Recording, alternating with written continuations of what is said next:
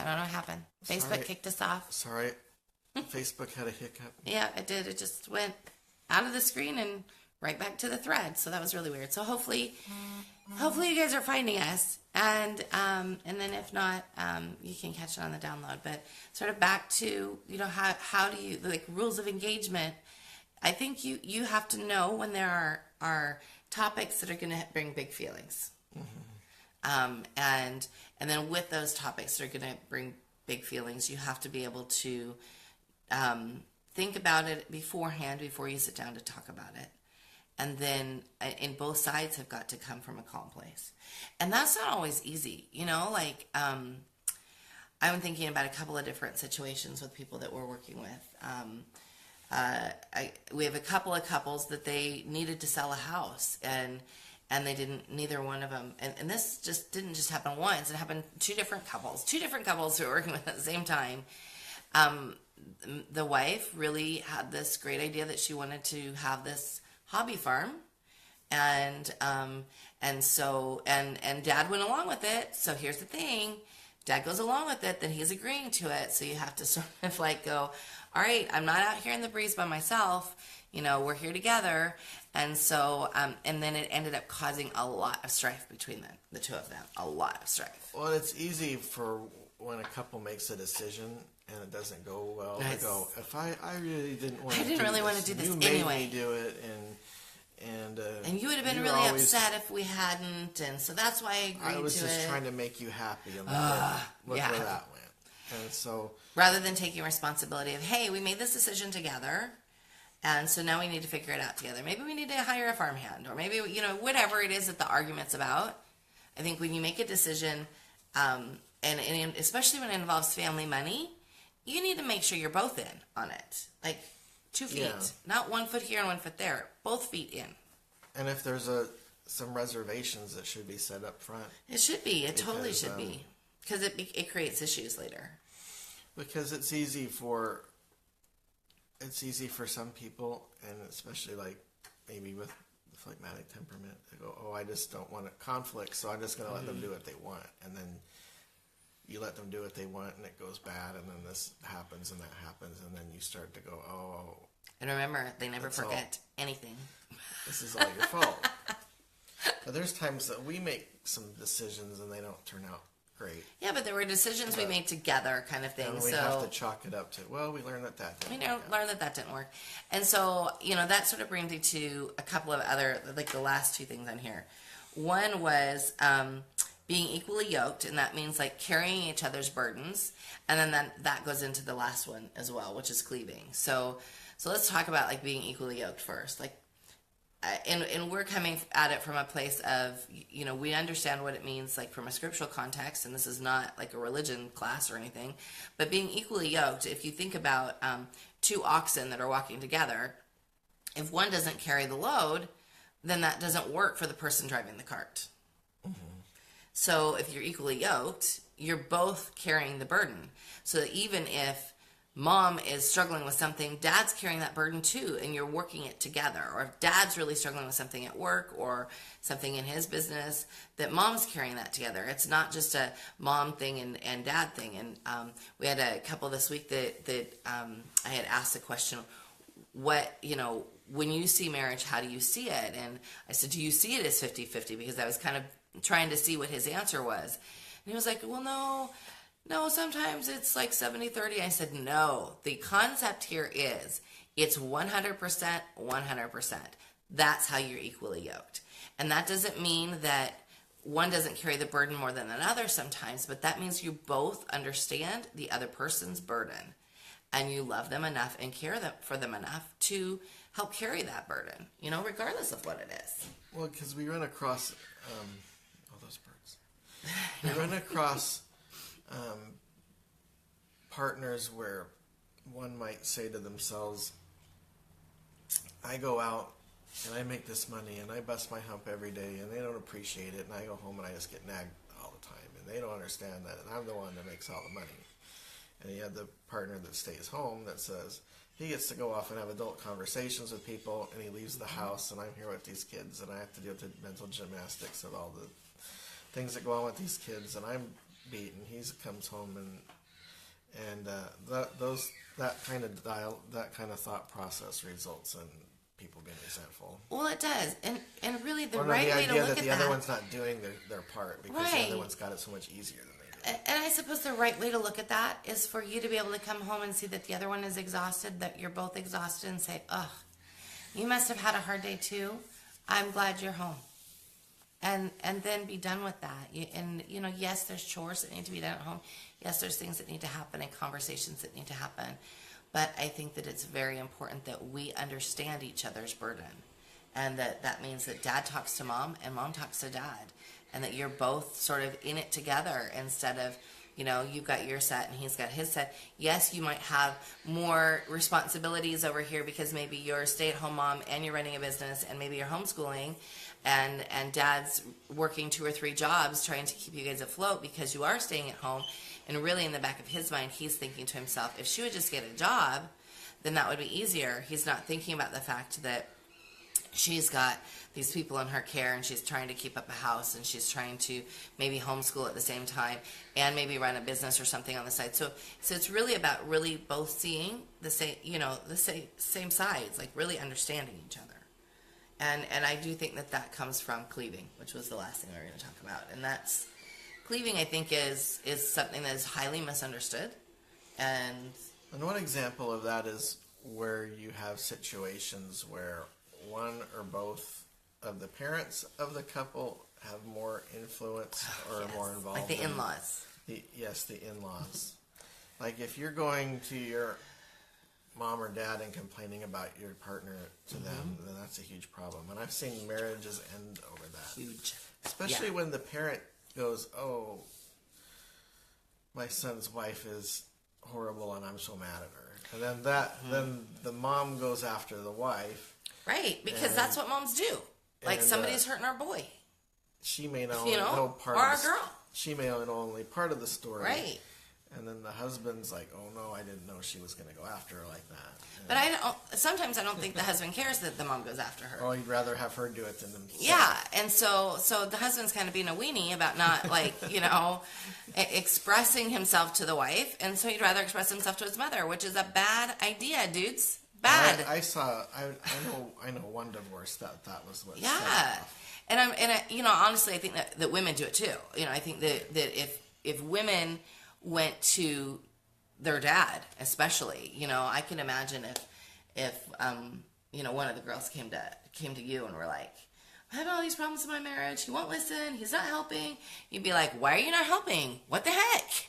I mean, it's one thing if a partner's unhinged and abusive. Right. That's totally different. But if it's just random stuff that's annoying, you need to keep it within your family walls. It is not, and I think we see it especially happening in families where maybe they're ethnically very different. And so maybe you've got one where the family unit is like super huge and important to them, and mom or dad hasn't made that separation to cleave, because that's what cleaving means. You leave your family and your family that you grew up with, and you cleave unto this new partner. And you can't do that if you are wholly still invested in this family situation over here. And that doesn't mean that you're not like seeing them, loving them, honoring them, but that means that your first responsibility is this partnership. And gosh, I think about the conflict. There were 2 years that we didn't talk to Eric's parents, and it was actually, and that was like the most recent one, because there were times before that we didn't talk to them. Yeah. But at every turn, especially the first time it happened, he had to step up and be able to say, hey, this is my wife that you're disrespecting. And that was hard, I would imagine. That was hard. But you did it because you knew it was the right thing to do. That, and there was things going on that I didn't necessarily agree with. And I was like, I just can't participate in this anymore. Right. So there is things like drama that's going on with the family you came from rather than the family you're raising. And you have to go, I'm not going to participate in that. You guys do whatever it is you think you have to do, but in the interest of my kids and my family, I have to step away from that. And that can be a hard one for people because people care about their parents. Oh, sure. And they care about their brothers and sisters. Right. And that was really hard for us because at the time, your siblings weren't being great to your parents, and but then your parents weren't standing up for themselves either, and then it was creating issues in our home. And then I got frustrated that they were letting that happen. I was really frustrated. Siblings were acting the way they were, but then I inserted myself into it, and then they were all mad at me. Yeah, so that was like, but we had to walk away from that situation because it was super toxic, and and that's just like one example. It's just one example because I think that. We see so many from the couples that we're working with where I hear if you only knew my mother-in-law, or if you only knew what her parents did, and that kind of thing, and I go, wow, like that. I think that really those conversations shouldn't even be part of any fight or argument, because if your wife is being disrespected, Dad, then you need to be the one to say, hey, Mom, that's not okay. Or, these are decisions we've made together. That's not okay for you to act like that. It's not okay for you to treat her like that. And Mom, you need to be able to say, Dad, we got this. We have this under control. And really be able to lay that boundary down and not give your parents the wrong information or something that would give them a bad idea. I'm going to scroll down here because we have some comments okay. It says, can you talk about how to keep from being selfish and be caring and remembering that you want the marriage first and foremost in your mind or forefront of your mind, and then as opposed to going down the frustrated road, take care of number one first in your mind, especially when trying to rebuild a marriage. Well, I think that you have to think about, let's go up. You have to really think about the why you're together, and because I think that honestly, if you don't know why you're together, then I don't know why you're together, because you have to know why you're together. You have to know that this is important to you, that the connection that you have together is immensely important, and that means that we have to check our baggage at the door. And that's really hard.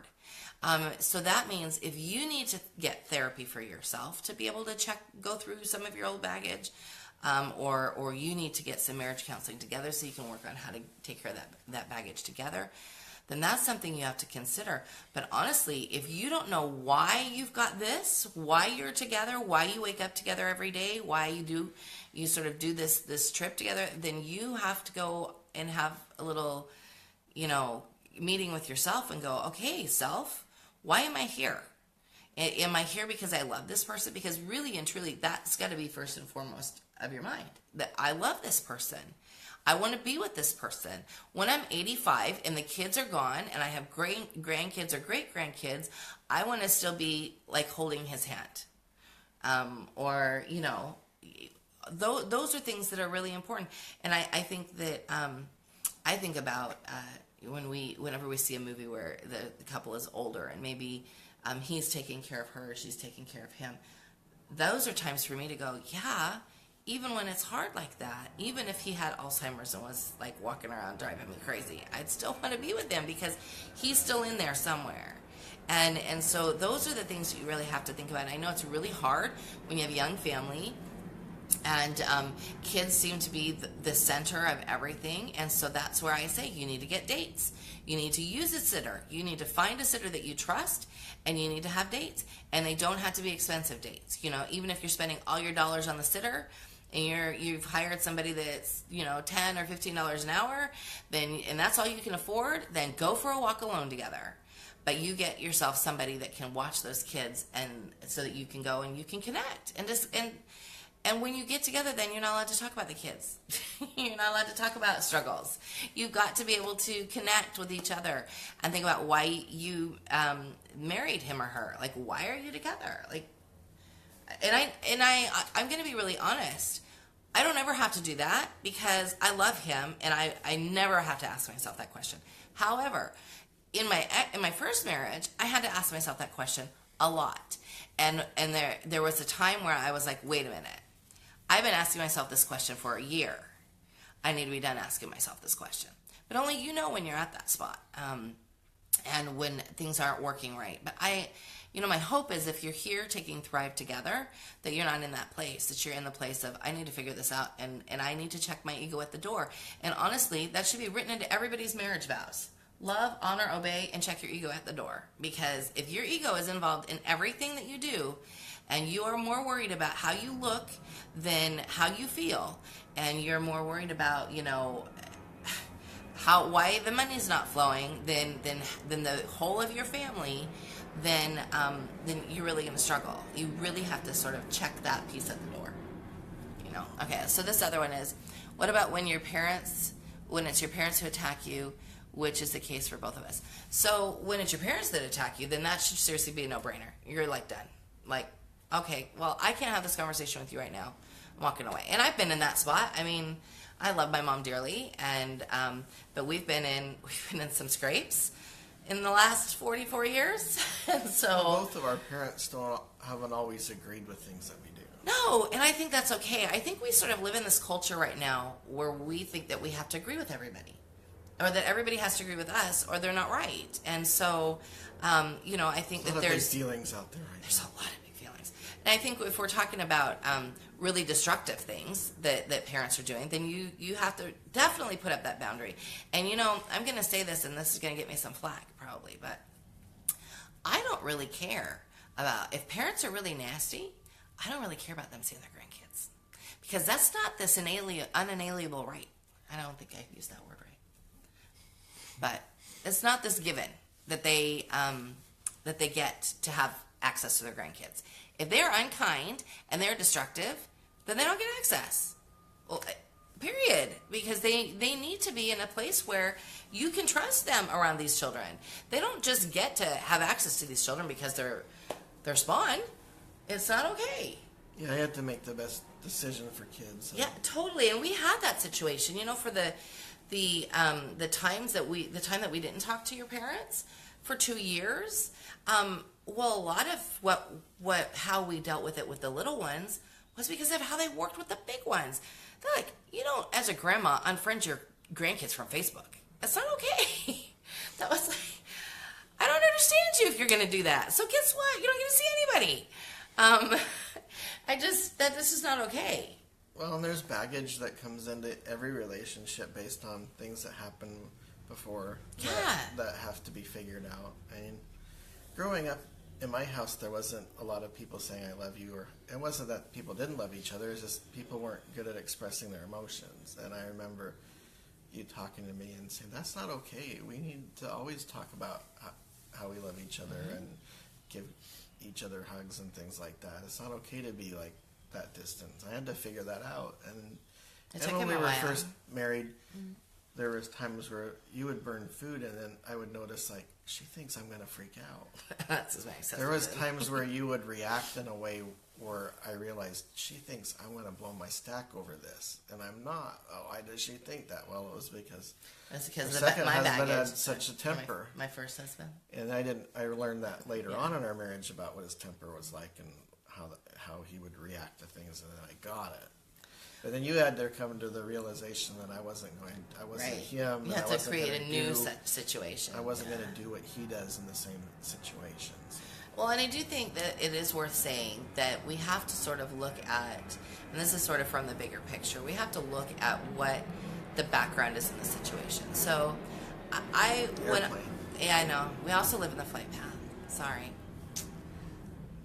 Okay. We have to look at what the background situation. So if we're looking at grandparents that maybe had a lot of struggling in their life, and you can't figure out how to set a boundary, then yeah, I think it's okay to sort of step away.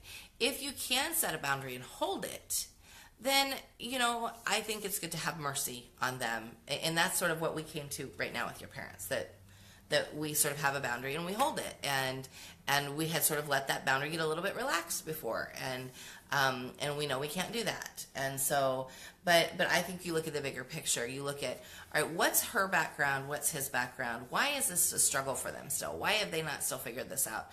And that's been very helpful to me. One of the things I was thinking, I have zero contact with my birth father, none, because he is a very destructive man. and I can look at his childhood, and I can very much forgive him, and I do very much forgive him. But that doesn't mean that we can be friends or even father and daughter. And because it's a very destructive situation. So I don't hold any anger or animosity or frustration to him, but he's does not allowed to be in my peaceful inner sanctum. Well, then that led to a point where I sat down and wrote him a letter, Yeah. and I said, I know what you're doing. I know what this is about. And if you want a relationship, then these are the things that need to stop. And I sent him that letter, and then never heard from him again. Yeah, that was like 6 years ago. And so the ball was in his court. We said, this is what you're doing that's causing problems, and it needs to stop. And he was convinced that we deserved what he was doing. Yeah. So funny. And I think that at the bottom line is you have to learn to cleave. And with that cleaving, you have to understand what cleaving means, and you have to be able to walk away from what you've been a part of. And so, especially when I see couples that have been married or together for 5+ years, and I go, this is still a problem? Like, why is that still a problem? Why are you still having an issue with dad not standing up for you in a family situation, or mom not standing up for you? Both of those, I see both of those situations. I see, and it's a struggle, because nobody likes to feel alone in a marriage. So when dad or mom starts to talk to then the in-law, it makes that other person feel very alone. I can remember very much so, because my ex-husband was, he always called his mother, always, and that was like, instead of talking to me about things. So she knew about things he was angry about before I did, and so that feels very alone. It feels very much like you are in this space by yourself. yeah, us versus them situation. It is, and it should be us versus the world, not us versus each other. So, I really want you to be thinking about cleaving and how, if you're really struggling with that, I want you to talk about it in the thread. Ask us questions, specifics. If you can be, the more specific you can be about your situation, the easier it is for us to give information. And if you have questions and you need to send us a private PM because you're not comfortable talking on the group, please feel free to do so. Yep. Yep. So last week, your assignment was the first lesson, which was temperament. And I wanted to talk about this for really, really quick. So I have had some emails or some messages from some dads, or some through mom from dad, that temperament is too heady for them, and they don't want to have to think about it, and they don't want to have to read about it, because either, my guess is, they don't have a great grasp of it, so they feel a little intimidated, and so they would just rather not do it. So my thoughts for you are, do it, because once you break it down, it's not so hard. I mean, what are your thoughts about that? Because you didn't come like into our marriage like with the Steiner degree in your head. So, like, what are your thoughts on like how to get dad over that hump of figuring it out? First, I think you should listen to Eric's part in, or read Eric's part in the lessons, because I think it's helpful that there's another dad. Well, it was coming in and seeing what the benefits were.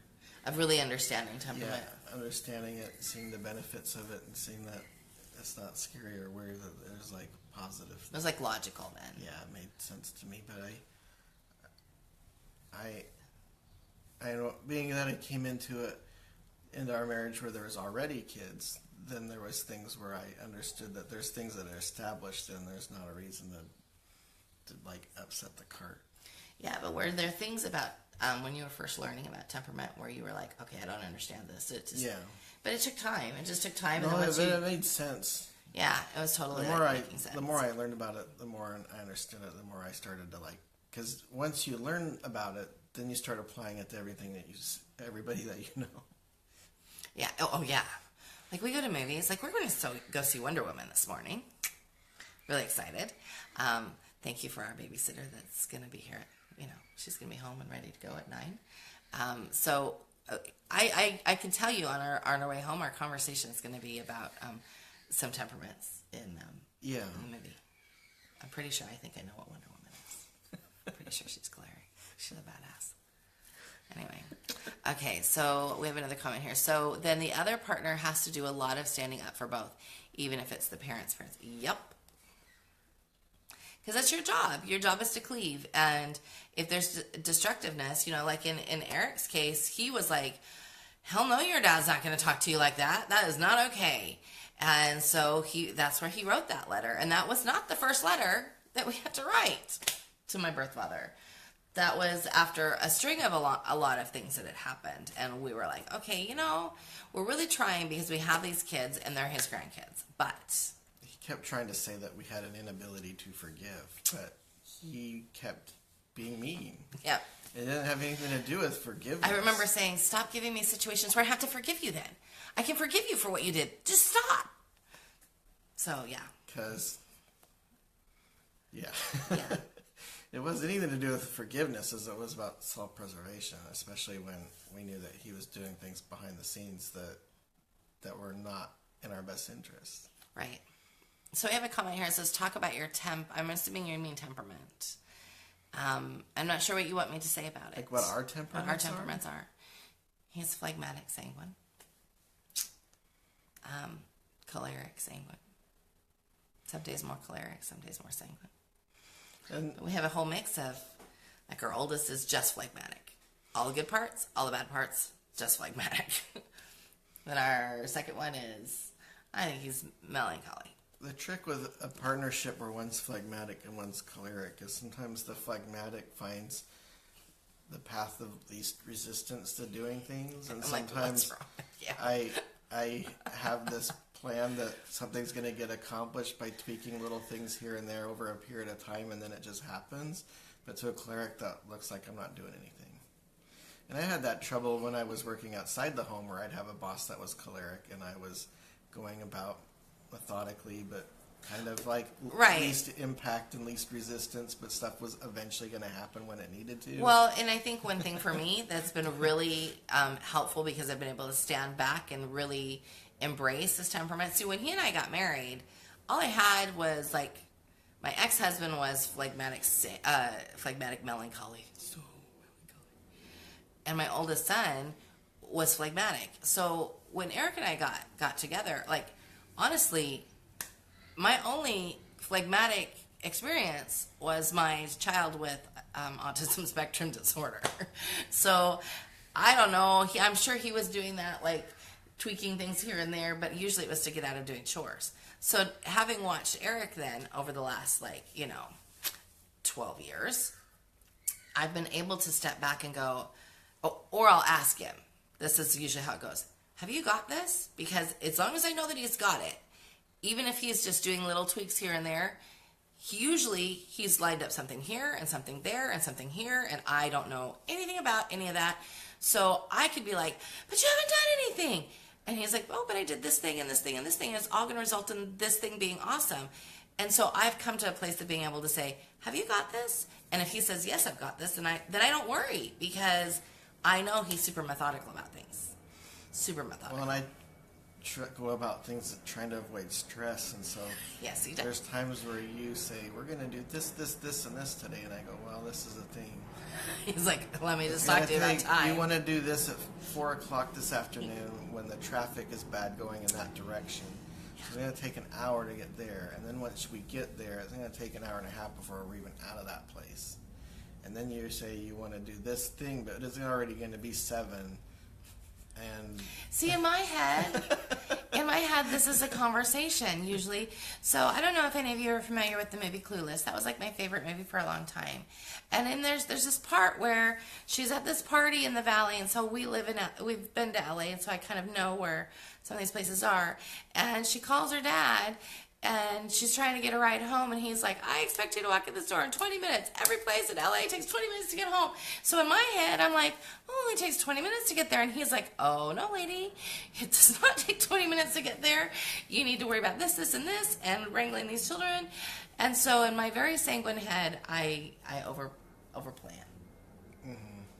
So then I come along and he usually says, you can do 3 of those things. You can't do 6 of those things. Pick 3 that you really want to get done today. And I'm like, all right. Well, because we've planned like a trip, and it's like we're gonna take 2 weeks, and and it's like then you're gonna have kids that are gonna be done with this in 3 days. Yeah, I have this great big long trip that I was thinking about for June. We're staying home. We're gonna go way alone together. I think that will be a lot easier. Yeah. But no, I think that like working with temperament, you have to. So that means that he has to know how to sort of step up and talk to me, and I have to know when to not bug him and when to, because I could be super naggy. I could be totally naggy, but I have to realize that things that look like inactivity are usually not inactivity. I mean, like 9 times out of 10, it's not inactivity. Something's going on. It's just going on up here. And I don't see it. And because I'm a very visual, like, show me person, I've had to really be able to dial that back about myself. I really have had to be able to say, talk to me about your thought process. And there's things where I just don't feel like doing it, but I have to have that conversation that's like, but I need to do it, so I need to get. Yeah, sometimes I under do have to control. kick him in the rear. Like the computer. It's like, I don't really feel like that today. Yeah. And that's okay.